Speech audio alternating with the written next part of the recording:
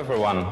Today, my guest of today is Jim Thijs, also known as Jimbo, Jet. He currently lives in Sardinia, but he just grew up around the corner from the studio here in Huldenberg.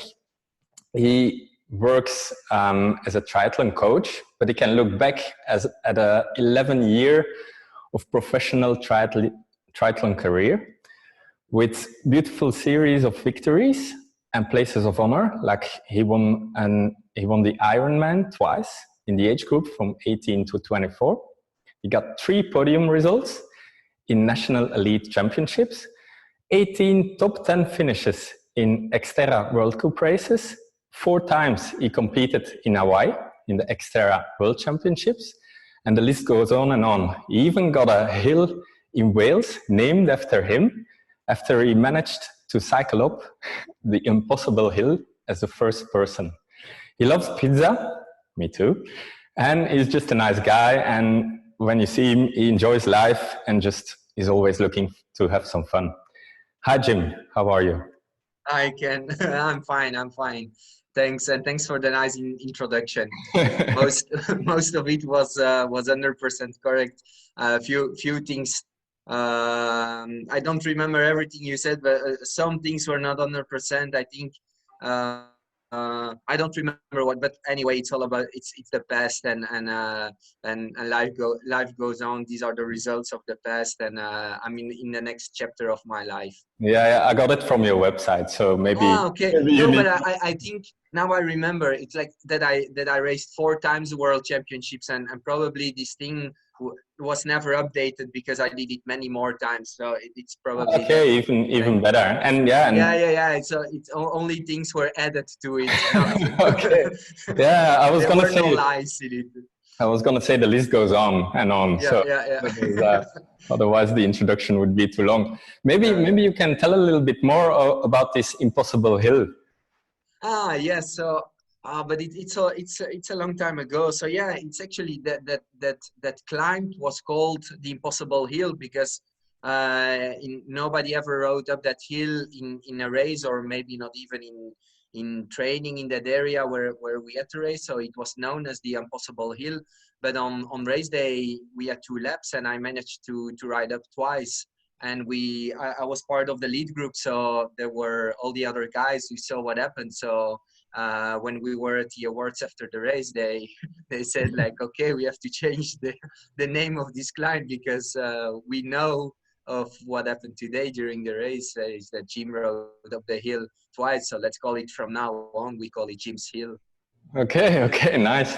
And was it because it was steep or technical? Yeah, no, it was technical. It was maybe only a 2-3 minute climb, but there were many big rocks and stones, and it was slippery, and it was slippery because it was full of these small stones on rocks, and then also because of the terrain was wet, or because it's in Wales and it was always wet, I suppose. That climb. And so yeah, that made it kind of impossible. But I was kind of good at those situations because I have a lot of balance on the bike, and there were a few situations where the speed dropped to 0. And normally when that happens, you have to unclip and put the feet on the ground and just walk or try to start again. But I have some trial skills, and I just could manage to always stay on the bike and open up a gap because of that. Very cool. It's a nice story to tell your grandchildren. Yeah. I actually forgot. No, I didn't forget, but I forgot about it. But it's not something I often think about. It's nice to have this memory back because of you. Great. By the way, it's a couple of years now you stopped as a professional triathlete, but for some reason on Monday, yesterday, I opened Facebook, and what I see, you just ran a marathon under 3 hours, probably for fun. Was it for a specific goal, or you woke up and you go like, oh. No, but I'm still very fit because in the morning I often train with my girlfriend, who is a professional triathlete, and in the afternoon I coach the kids of my youth project here. So I'm actually always fit and I'm always out. So I still can do many things. Maybe I'm for sure not as fast as in the past, but I still have all my endurance. So I don't think from the endurance almost nothing changed. And I turned 40 on Saturday. So I thought, okay, it's a nice challenge to, instead of doing a long run of 1 hour and a half, which is like a normal distance, like something like 16 to 20 kilometers to do a long run. Let's just keep that pace and run until 40 kilometers.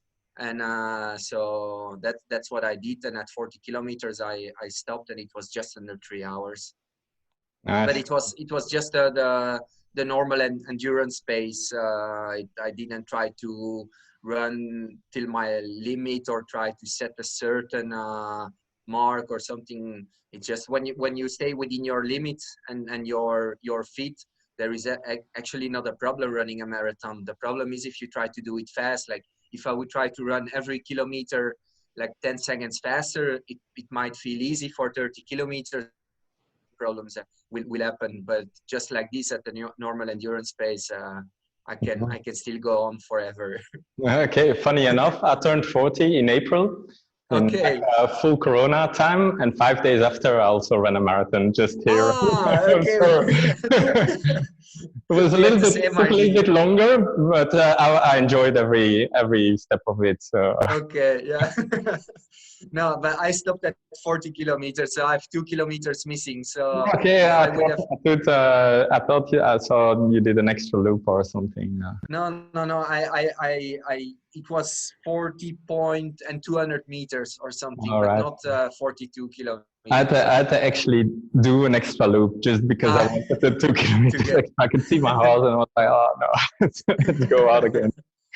Very mental training. Yeah. No, I wanted to get to 40, not 42. 40 Okay. was the number. All right. So yeah, back to the hill, and that was, if I'm correct, it was 2007. You were then 27, but you already had like a solid record of achievements by then. So can you tell me a little bit more about what was it like to grow up here in Huldenberg? Were you always this sporty? Did you always dream about becoming a triathlete, or did you got inspired somehow, some way? Just can you analyze? Oh well, now that I'm thinking of it, something about the introduction that I like didn't really like is the when they mentioned the Ironman results, because that I did as an age grouper, and I mean I have a lot of respect for what is the difference between professional racing and age group racing, and definitely persons like going who are really winning an Ironman or qualify for the World Championships as a professional. It's really difficult, and I did those things when I was kind of young as an age grouper, and I turned professional later in my career when I was focusing on the off-road triathlon. So the Ironman thing was something I did more as an age grouper when I couldn't really find a way to become professional in the sport at that time. Luckily, many things changed, because when I was young, when you were a triathlete, there were only two options: or you did Olympic distance, which is a very short version of Ironman, like it's a less than 2 hour race, and because of that, the swim is really important. And like this, you can go. That's an Olympic sport, and you can become a good professional. And I mean, make a good living if you are one of the best in the world in that sport. And then the opposite of it is the Ironman distance. But when I was like 21, 22, I felt that I was not good enough for the Olympic distance, so I was never going to make the Olympic Games. But I was also a little bit too young to become a professional in Ironman races. So that's why I tried as an age group. And I was a successful age group athlete, but I was nowhere near the level of the top guys who were racing Ironman at that time. And then to go but back can even further, exactly. Can you even go further back a when I little bit was further? a child. Yeah. So I started playing football like most kids around the age of 7, because the kids of school and the friends of school and something like that. But also my father gave me a motto uh, to do motocross at the age of 7. So that was my first individual sport, and I did that until the age of 15. And But my parents, do you notice that certain skills that you learned on a motorbike that helped you later? yeah, of course, because I was also always as a child on a bike, on a BMX, or on a skateboard, and all these things. I was always really active together with my brother. We were always outside, always building things, jumping off things. Like we were, because now as a coach, I think a lot of it, like the kids, like the kids that I'm coaching here, I need to coach many hours to even, and I'm not even getting close to the hours that we were just playing. And that's such a big difference, because if I'm not coaching them, they're just doing nothing. Mm. Where when we were children, we were like always active. We were always doing sport. It was not like called training, and it was not with the purpose of performing in a race, but we were like always working on our skills, always working on our balance, always working on our endurance, because we went with a bike to school, we went with bike to the football team, so we were always building on our engine, building on our skills without even Yeah. realizing that we were You like were training. you were building a bigger engine and a very general skill set. Yes, yeah. So I grew up like that with many sports, and then I added also playing basketball to playing football at the same time. Like yeah, motocross I did until I started with triathlon. So from 7 to 15, then I did.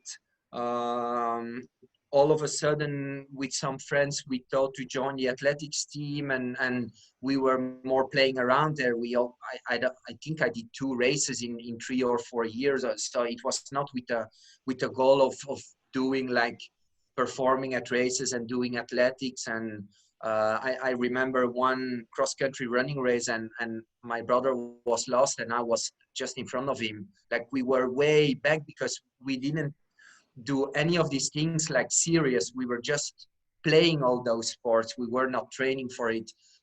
And I didn't show any specific talent, or there was nobody telling me, "Oh, Jim, just focus on this. You will become amazing in this sport." So we were just doing many things. The only thing that I took a little bit more serious was maybe the motocross, because it's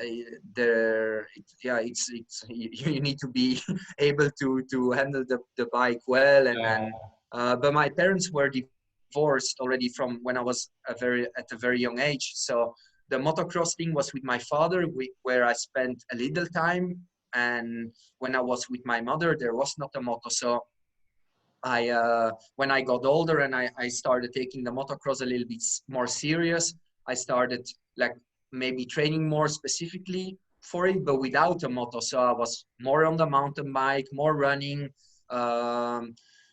doing some push-ups and those kind of things, but all on my own, just to prepare for the motocross. And if I look back at it, I was actually almost training like for an individual sport already at a young age, then like let's say around 13 14. And that's around that age I saw in the newspaper and on TV something about triathlon, and that immediately I was really attracted to it, because I had nobody in the family, or I never heard about the sport directly, and there was no internet. So the moment I heard about this sport or I read something about it, I was immediately like, Drawn to it. It was a spark. yeah, a lot, because it was actually like what I was doing on my own without knowing the sport, like, and it was like, yeah, almost like a calling, like, that's what I want to do. Like this motocross thing is actually just an excuse to really do what I want to do. And then when I found out that there were races going on in Leuven, which is at maybe 20-15 kilometers of where I live, but yeah, before there was the internet, and if you don't know anybody who's there, it's just the other. When you're 13 years old, it's the other side of the world without information. So, but then when I did one race, there was a calendar and like this, a membership with the team, and then from there I started my career. Okay, so probably if there was a sport with 10 different disciplines, you would go for that one. Yeah, maybe, but it's what we should encourage all parents and all kids to do, to give a very wide range of movements and skills. Yeah, because I think anyway, before 11, 12 years old, not one child can really decide for himself or herself what they want to do. It's always because of what friends are doing or parents tell them to do. So the more they get in contact with other sports before, it's always a benefit. And then after, like between 10 and 15, 16, they will develop their own will and the things they really want to do with their life. And then they notice where they're good at. Yeah. That's it. Is it fine motor skill? Is it bigger? Is it more endurance? Is it more strength? So yeah. Yeah. And sometimes if you are good at it, then you even want to become even better at it, because somebody is giving you a compliment and say, hey, you're good, I think you can be better at that. Or you do a race and you're like fifth, and you think, maybe if I would really be serious about this sport, maybe I can go to the podium, and like these kind of things. But the problem is sometimes they start much too young, putting those things in the mind of kids, and they should actually come automatically when they are 14, 15, 16. Great. So now jump back to the other part of the story. So you there was kind of a decision you had to make between the Olympic distance and the long distance, but you were a bit lost because you didn't feel good enough in one or the other. Yeah, lost and not lost. The problem was that I was, to be really honest, not good enough for neither of them. Like, I had this huge passion for triathlon, and I knew that I could do it on an international level, because the juniors that I grew up with, and they were, some of them were winning on the highest level and were winning big races, and I knew that I was very competitive with them. So it was not just like an impossible dream, but on the other hand, I was pretty far from them the moment we got into the professional scene. And there was this window of 5 years that I was actually not ready to be like on their level on the international scene or Olympic or Ironman. But I also felt that I was much too good to just quit. I mean, that was also not, I would have been sad, or it would have been the most stupid decision in my life, just to say, okay, at 22, I'm not an international superstar, let's just stop. There was too much passion. I felt that, I always knew, I was sure that I was going to achieve something. I still had to figure out what. But eventually, like, the sport was also still growing, because as we said earlier, there was only Ironman and there was only Olympic distance. But if you look at the sport now, there are 5 to 6 options where you can become professional. Yeah, I remember when I had that age, like maybe around 16, it was very exotic, triathlon. I knew in my family it was doing like local run and bike races or small triathlons, but it was like, whoa, where did that come from? I never heard of this. So no. No, but that's, I repeat, with internet now, it's so much different. Like, if I would be 13 now, like, or if I would have at the age of 13, like, internet, you see something somewhere and you go Google and you find all the answers you need. You know that there are races in Belgium of those distances, that the World Championships in Hawaii, it's something that you can do later. You don't have to do it when you're 14. You know, when I read these things, like I said, wow, how the hell can I do this 4K swim under the 80 bike and a marathon run? Like when I just started riding my bike a little bit around, it seems impossible. And also, how the hell do I get to Hawaii? I mean, where do you get the money to go to these places? But then, yeah, now kids know immediately everything they need to know because of internet. So that's a big difference. That's a luxury that we didn't have. So how did you find out about Xterra? So, like in '96 was the first Xterra race ever. And I saw it on Eurosport. And in '96, I started with triathlon. So actually from the first year I was doing triathlon, I knew it existed. But again, they were doing it in Hawaii. I mean, it was not that they were doing Xterra races in Belgium. And actually, so the first Xterra race in Belgium was only a few years ago.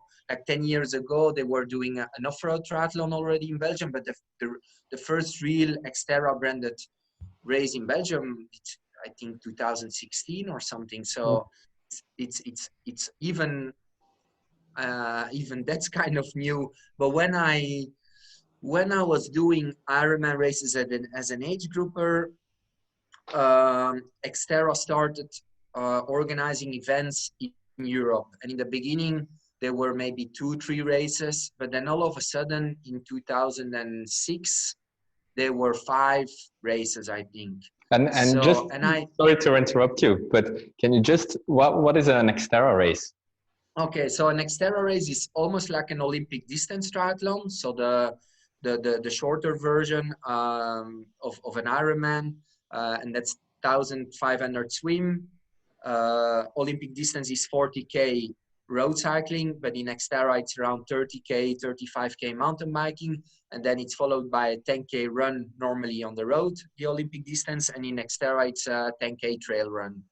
So instead of having a race of which would require 1 hour 45 to 2 hours for an Olympic distance race, we are talking about 2 hours and a half, 3 hours for a typical Xterra race. Okay. So everything a little bit longer because of the off-road character of the sport. Yeah. And something that comes to mind, I can imagine that the position when you come out of the water is even more important, because on some courses it might be more difficult to overtake on a mountain bike than on a road when you have a wider road. And it's important, but on the other hand, it's not as important because it's much more individual on the mountain bike. Like if you get out of usually the swim is always on the lowest part of the race, because what happens mostly is you swim in a lake or in a sea, and then you go up a mountain going from there. So usually you have a lot of possibilities to make up time. Like if you swim 15 to 20 minutes, but then the moment you get out of the water, you have a half an hour climb. Like if you are 10 seconds behind or 30 seconds behind, it's actually not that difficult to close that gap if you are a stronger cyclist. Because before there is the first downhill, usually you're already riding for a while, and luckily most organizers are also planning the course a little bit in that way, that not immediately after the swim you have a single track of half an hour where between trees where nobody can pass. So they are thinking taking that into account. Okay good. So yeah, I agree with your point, but actually that's never definitely on the professional scene where everybody has a more or less the same level, and we're not talking about a difference of 3 minutes with 100 persons between the first and the 50th or something. We are much closer together, and the time gaps are not that big, and there are not too many persons in between.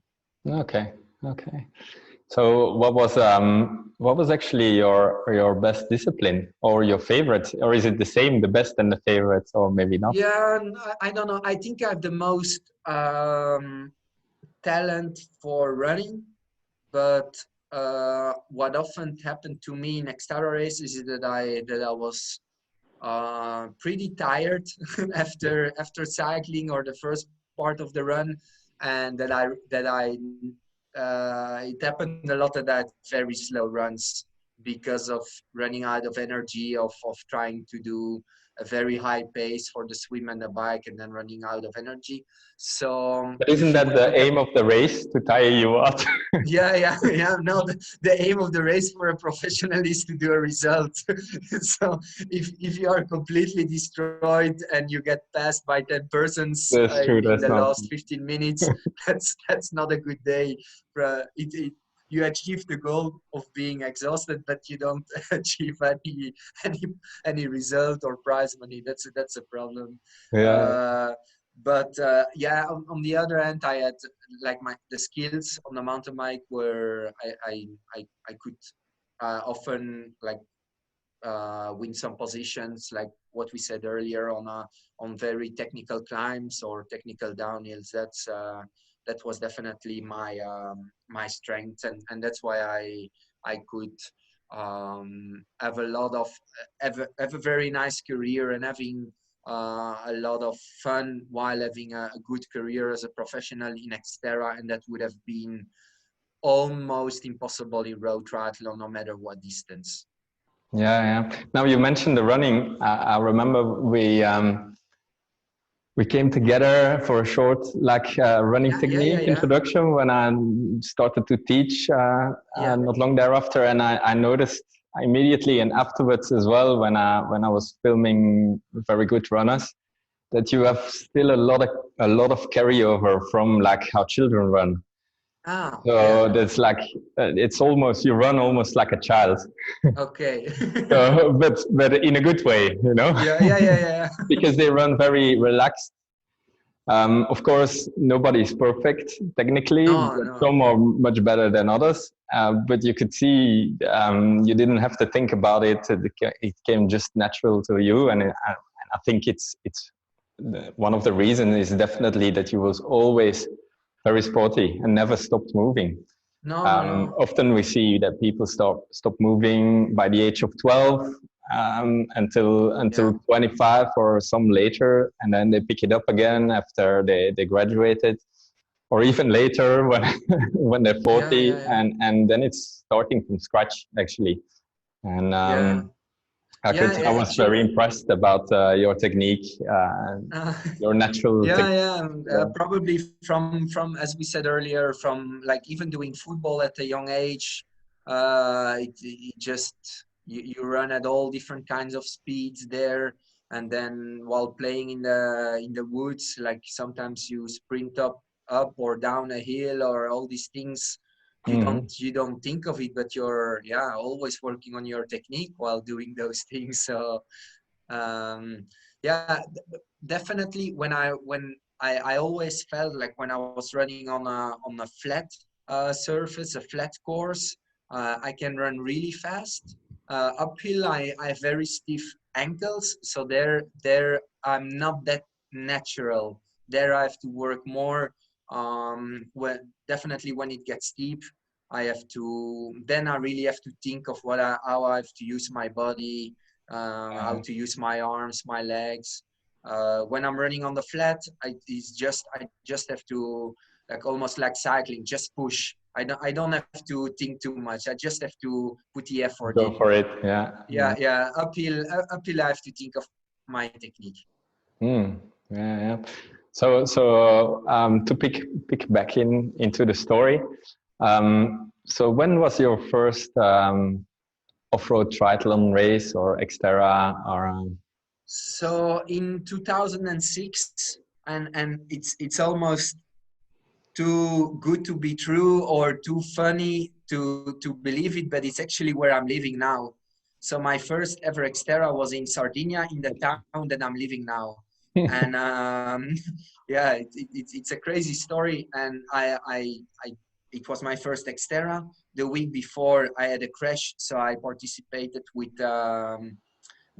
1 or 2 broken ribs. So it was a very bad result. I think I was 13th, but I knew I could do a lot better. And then a few weeks later, in another kind of World Cup, a global tour Xterra race, I finished 8th or 7th or something. So I knew I could do a lot better than 13th. It was just, but the whole experience was fantastic because I was like kind of dreaming that it was going to be such a nice experience, like racing with a mountain bike, racing in a wonderful lake on a beautiful island. And I was like almost sure it was going to be a wonderful experience, but I was not expecting to have such a bad result or to feel so bad during the race. But even with a bad race, I just fell in love with the sport. I fell in love also with Sardinia. I made in only a week so many friends. The people here were just amazing, and I didn't speak a word Italian, and they didn't speak English, or not even Dutch, of course.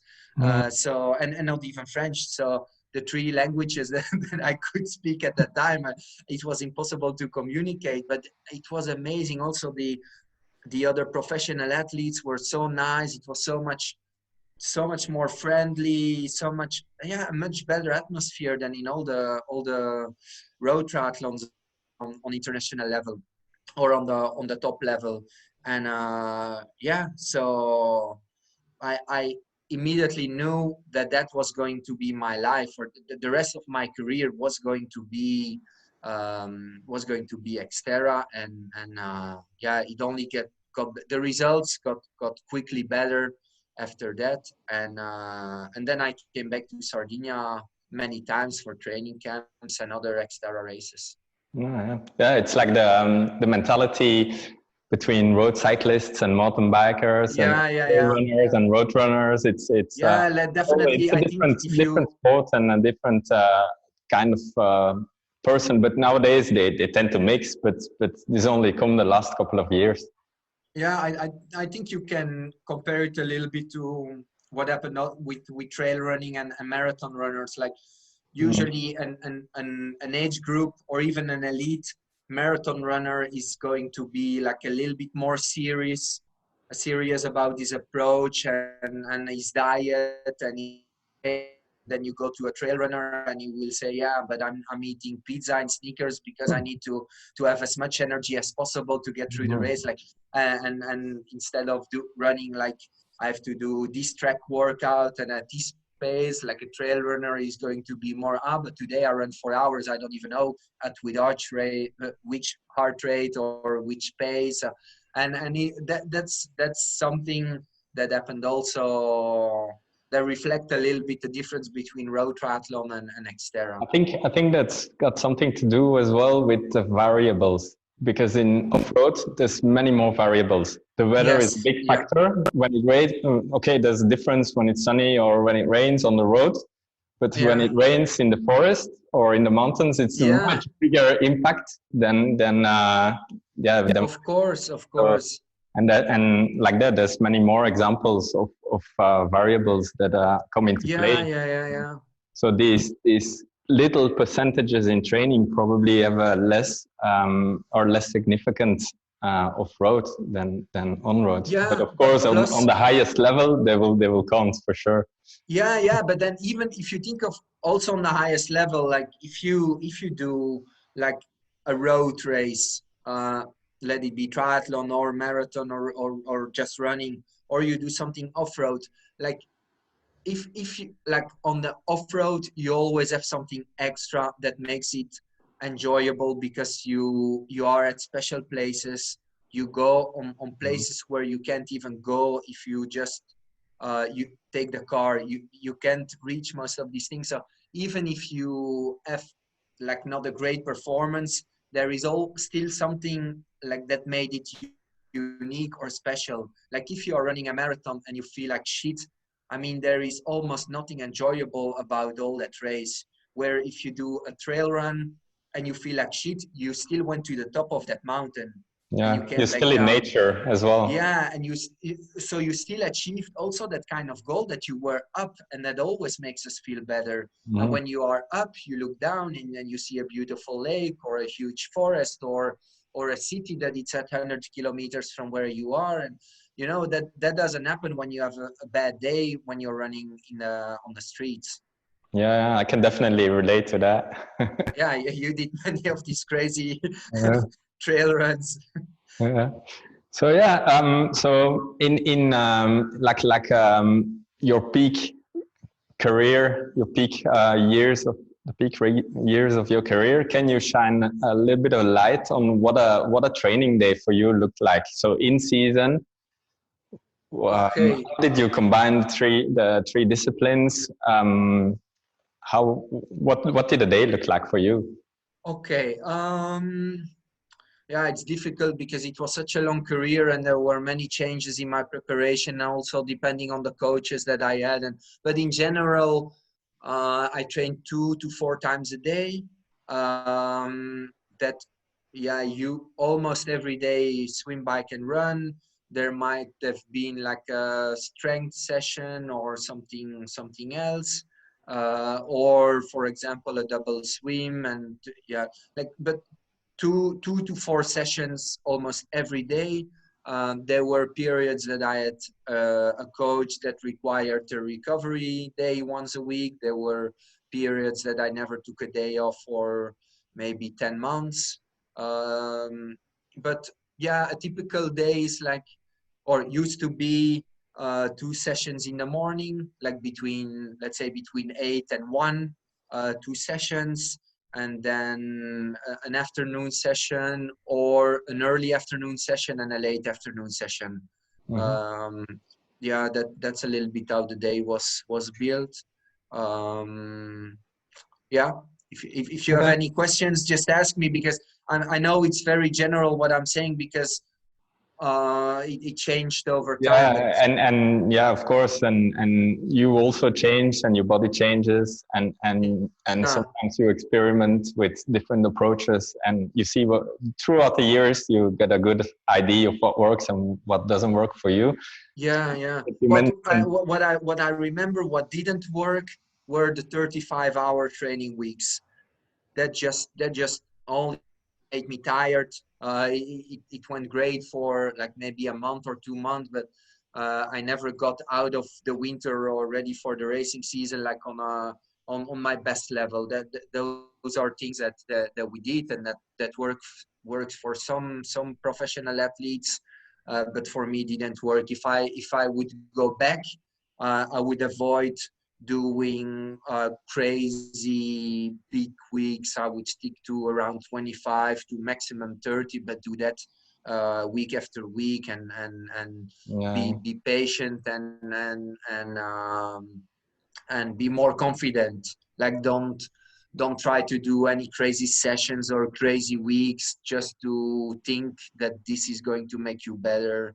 That's a little bit the trap for many endurance athletes, to find that key session that it's like a crazy session and all of a sudden I'm going to be better. But just most of the time it doesn't work like that. Like we become really good as athletes from building over longer periods without making mistakes, that we don't get sick or injured. That's going to be much more valuable than having that crazy track session or that 6-hour bike ride or those kind of things.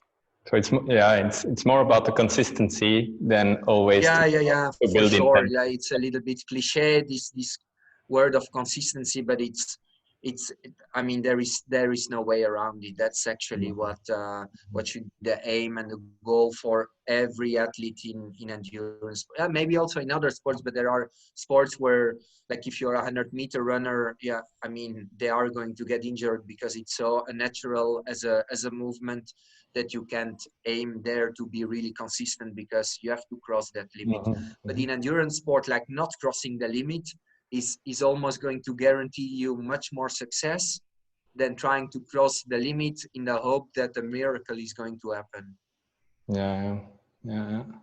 And you mentioned there like strength and conditioning and some stability work, mobility work. So it was part of your normal day. Yeah, How much yes and time? no. I don't need the hours or something, but how big a part was that of your training besides Yeah, the discipline? like in the first part of my career, it was zero because we were not even really aware of it. In the second part of my career, I think 2 sessions a week of about an hour. But then with moving to Sardinia, it became again zero because I had to start again from zero my life here. So um, that was kind of that was a real challenge to bring balance in my training life because everything changed, like the training, like where you train, with who you train. But otherwise I would say that I would have done twice a week 45 minutes to an hour, and I would have continued doing that forever until the Yeah, last day of and my there career. you prefer to reserve specific blocks for it, or No, year round. yeah, the whole year round, or Yeah. did you say okay, sometimes I do daily work of 10-15 minutes, and try to get it in there as well. Yeah, that's also a nice way of doing it. But what happens if if you are training, let's say 3 to 5 hours a day, this adding 10 minutes seems like nothing, but when you're tired, it becomes like you just don't want to do it anymore. Yeah, you just have to be honest with yourself. Like on paper, it looks so easy to find these 10 minutes, but reality is usually another story. And And that's in reality, even people that don't train 5 hours a week, they don't train at okay. all, finding these 10 minutes or 15 minutes is a big Yeah, challenge yeah, to work around. yeah. It's like, I mean, if you already have to start 3 training sessions a day or 4 training sessions a day, like you try to eat in between, um, try to do some stretching, and then it's actually Rest. yeah. So if it's then better structured, like let's say every Tuesday and every Friday I go to the personal trainer and I do it with him or with her or whatever it is, then at least you know that you never have to think of it the rest of the week, and for sure you will do also a better work if also somebody's checking you. So I think that's the best setup for everybody. I mean, everybody's doing it like serious and who really wants to get the best out of himself or out of herself. It's to work together with somebody and have an appointment. I think that's the Yeah. most honest way. Otherwise, I think you're fooling yourself a lot. Okay. Okay. Thank you. So if I'm correct me if I'm wrong, but the last years of your career were mainly focused on the World Championships. Yeah. Can So you talk a little bit about this? And yeah, what, what I is had this. choice and how do you feel about it now, or any thoughts about it? Yeah, I had this big dream to try to win the World Championships Xterra around. Okay, so I lost you. Yeah, Just maybe. after the question, you can just. Okay, so it was about World Championships, Mhm. huh? The Yeah, question yeah, about the. yeah, yeah. So the last couple of years, you focused mainly on the World Championships. Why this decision, and what are your thoughts about it when you can look back now? Yeah, so it was around the 2013, 2014 period. I had a big goal of trying to win the World Championships around that period, and the truth is that those were actually almost my worst years. Like definitely 2013, because I did too much training. Yeah, it just didn't work what I planned to do. And luckily then in 2014, because I did all that big volume of work to prepare 2013, but I missed probably the freshness. I could finish third at the European Championships of cross triathlon, which was a fantastic result for me, and with that I'm really happy.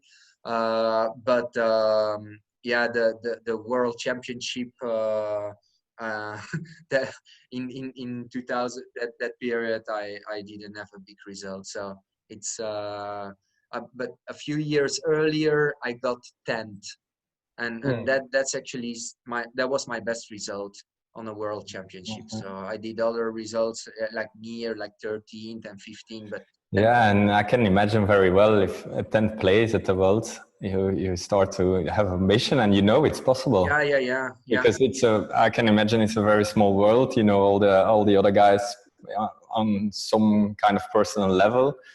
So it's just a big group of friends competing, probably. Yeah.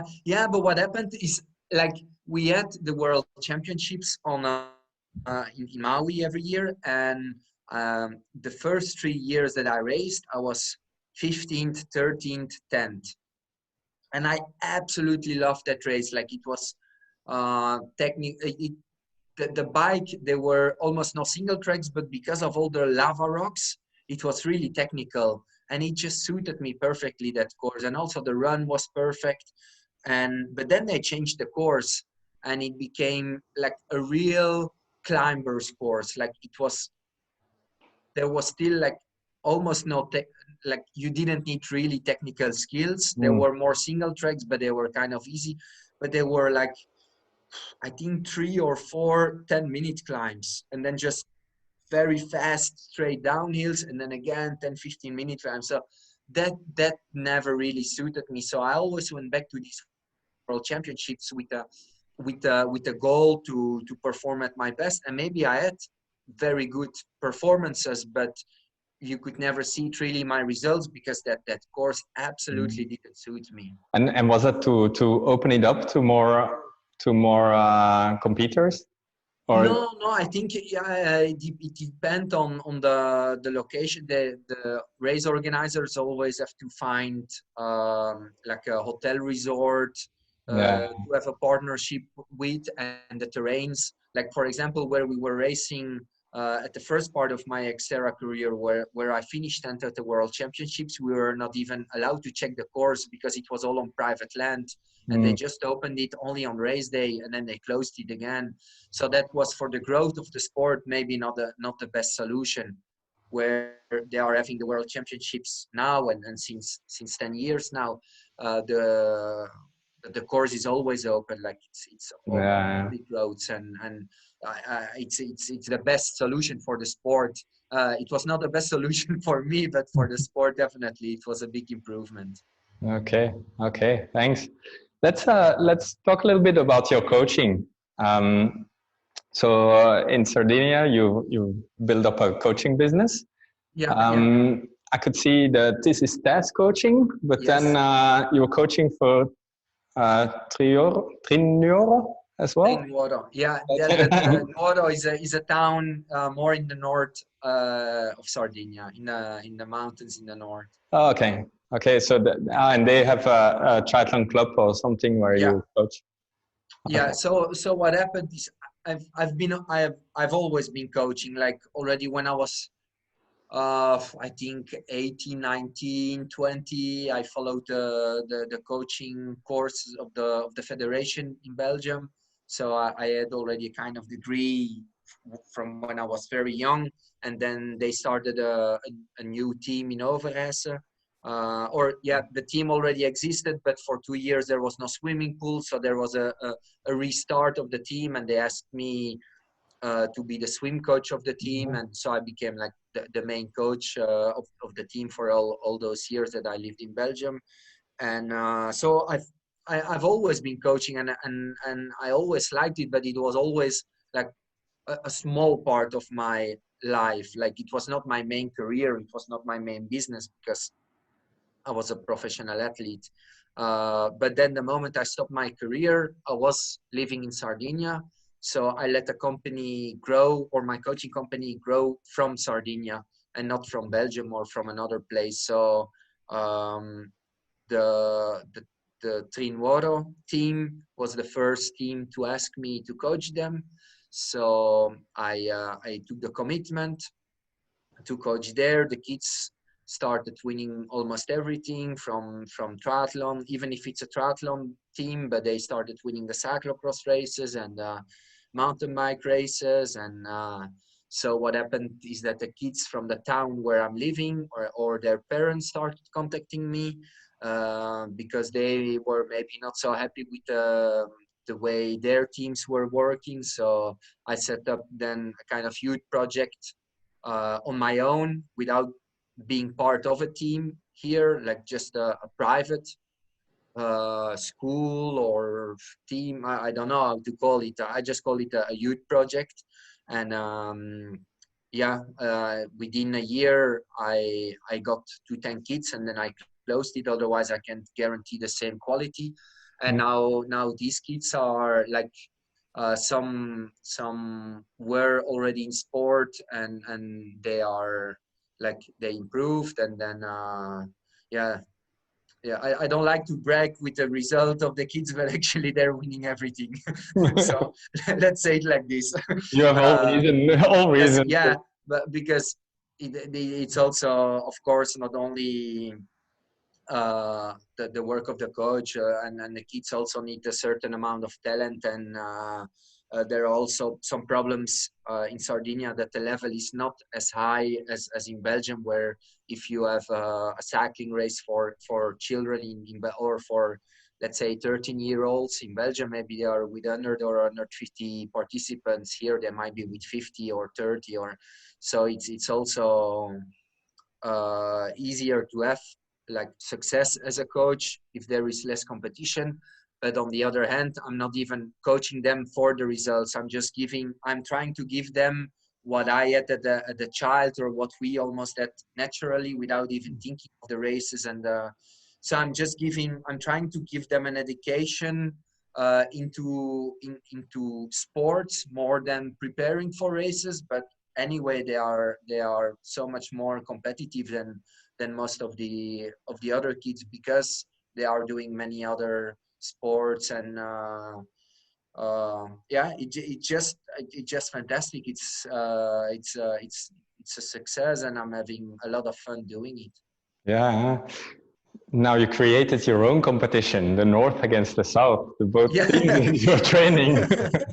Yeah, luckily they don't see it this way. No, to be honest, the competition is more from the traditional cycling teams, not really appreciating that I'm coaching kids that are not part of the normal youth project of a cycling team.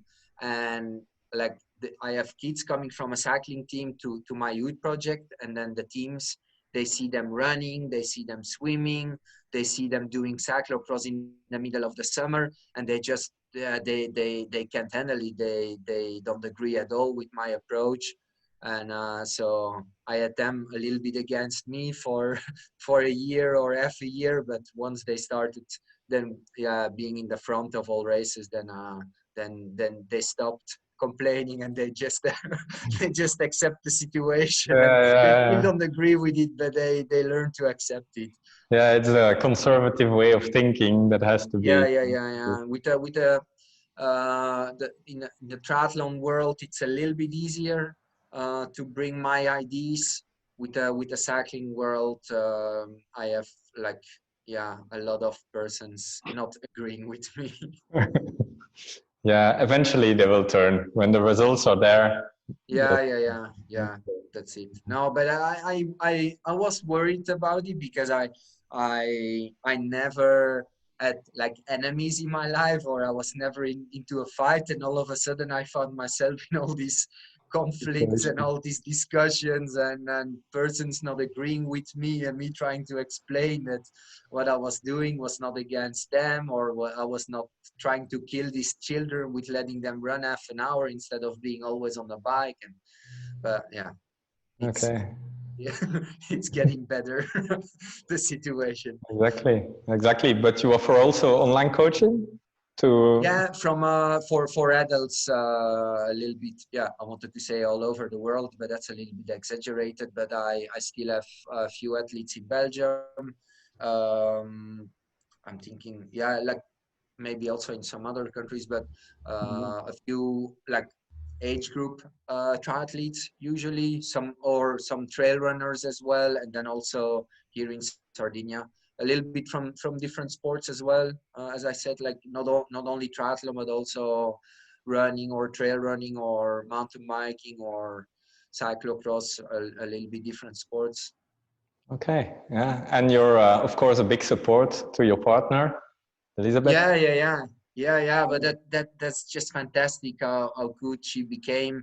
And I'm not her coach, yeah. So let me be clear Mhm. about that, so that there are no confusions. Like we found out pretty early that we are a great team. We our life together is just fantastic. Yeah, we are really happy. But me coaching her, that didn't that didn't really work. Like I didn't feel good about it. Like it's really difficult to see Yeah, your girlfriend or the person you love struggling, and then trying to make her even more suffer and push. And yeah. that felt so unnatural to the both of us, that we looked for another solution, and that works great.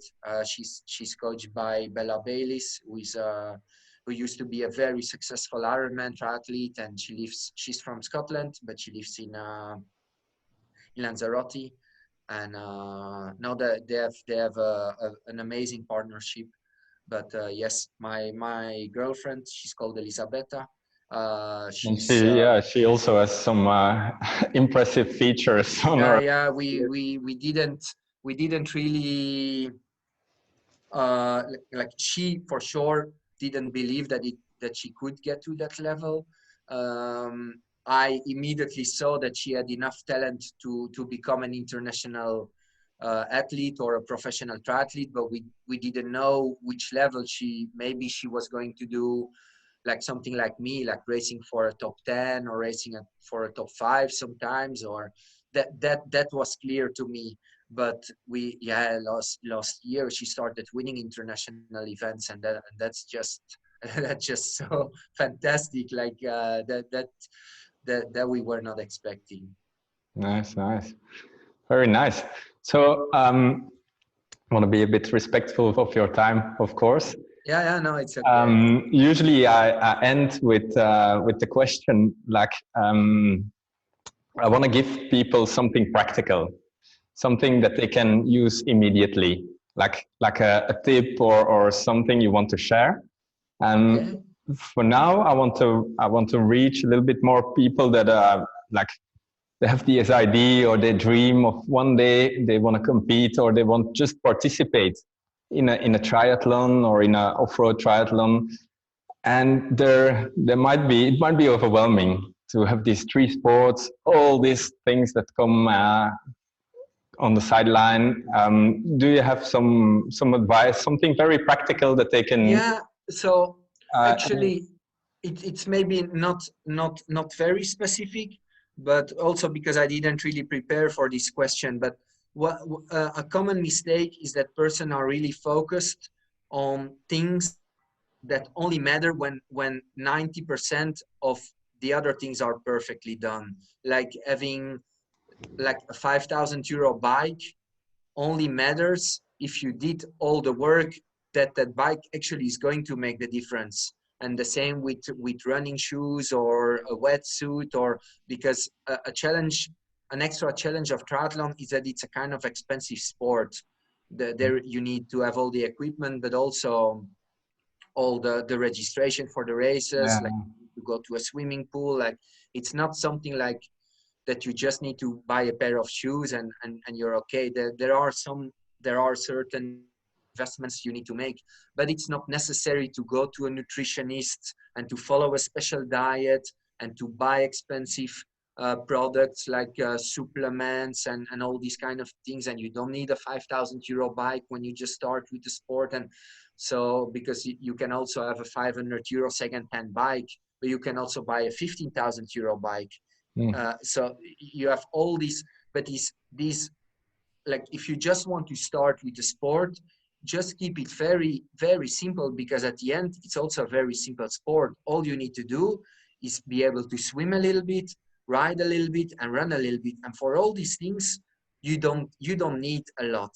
You really don't need a lot if you just keep it simple. It only becomes like expensive and difficult if you do all these three things a lot and you see that you're good at it, and then you want to improve on that. Then things can become a little bit complicated, and you might look for a coach or somebody who knows much more than you, how you can prepare and how which equipment you need. But if it's just to start, just try to keep it as simple as possible and don't get lost in things that will only matter for like 1% of your performance. This 1%, look after it if already 90 or 99% of the other things are done. And that's the training. That's just as simple as going out and do something. Like if you have like a fantastic bike and a fantastic training program, but you don't want to go out because you're lazy that day, like, or it's raining, you're not going to improve at all. Like, just if you would have like the cheapest bike in the world and you go out and you ride half an hour, that's going to make you better. And that's actually what happens a lot lately with the triathlon world, or almost triathlon industry business, is that persons get into the sport a little bit overwhelmed with all these extra things that they need to have, like heart rate monitor, like a Garmin watch. Now it's like 300 euro or something, or 200 euro for the cheaper models, or I don't know, I'm just saying some numbers. But persons think that it's necessary to have it, or they can't even start training for triathlon. Well, that's bullshit, of course. You can also just go out and run without having a watch. And if you add all these small things, like, okay, I need that watch, I need to pay Strava, I need to pay Training Peaks, I need to, yeah, of course it's overwhelming, but it's all not necessary, these things. Yeah. Thank you for your great advice. Okay. So how can people get in touch with you? You have I wanted to mention you have a great YouTube channel, and but that's actually the earliest videos I could see was 2012. You're like a pioneer. Yeah, because I stopped with my professional career, and with that I all these promotional things for my sponsors and everything, it died with my with my professional career. So now I'm keeping these things a lot more like as a normal person lives. Like sometimes I make some posts about my coaching, what the kids are doing, or some of the adults are doing. On Facebook. And where can people see that? Facebook, just with my normal name on Facebook and Instagram. I'll put the link in. But also on Facebook, I have also my coaching page, and that's called This is Thijs Coaching. But on Instagram, it's just Jim Thijs. Okay, all right. And if they want to reach out to you for online training, is it best by email or? Yeah, they can follow. Send me a private message with Facebook or Messenger, or with just looking for my name. I think in these days it's kind of easy to reach out to a person. You find the contacts somewhere if you really want. They can find my email address or my phone number, or a direct message with one of these social media platforms. Okay, very cool. I want to thank you a lot for this talk, this conversation. Okay, no, you're welcome. It was nice. I'm sure we could talk much longer. Yeah. So I wish you all the best with coaching, with the success of Elisabetta, and with all your other future plans in Sardinia. Yeah. And I'm happy for you to hear that you can go out again. Yeah. After the lockdown, it's cool to be able to go out again without any any limitations of where we can go and train. So that's a very positive thing. And yeah, thanks to you for this opportunity, and I'm following you also. So I know that you're doing many good things to get persons active. So I'm really happy to see your videos showing up, and all the work you're doing. Cool. Thank you. Good. Bye, Jim. Bye, Ken. Ciao.